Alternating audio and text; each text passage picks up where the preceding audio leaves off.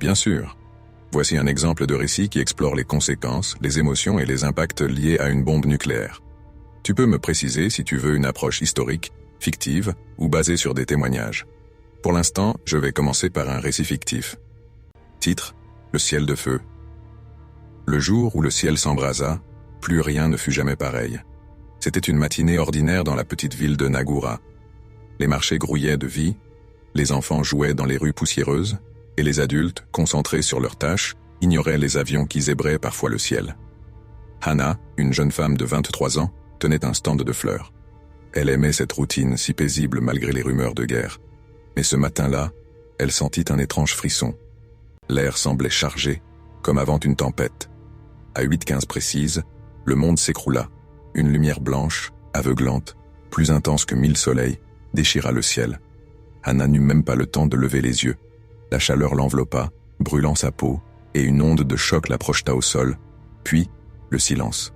Pas un cri, pas un souffle, seulement un silence assourdissant, comme si le monde entier avait retenu sa respiration. Quand Hana reprit conscience, tout autour d'elle n'était que ruines et cendres. Les maisons avaient disparu, les arbres étaient des silhouettes carbonisées, et un champignon de fumée s'élevait, immense, au-dessus de la ville. Elle se redressa avec difficulté, les mains tremblantes. Des silhouettes errantes traversèrent les débris, certaines avec des vêtements arrachés, d'autres couvertes de blessures effroyables. Un homme passa près d'elle, tenant ce qui ressemblait à un bébé, mais Hana détourna les yeux, incapable de regarder de plus près. Le temps semblait suspendu. Hana, poussée par un instinct de survie, se dirigea vers la rivière où elle avait l'habitude de se promener.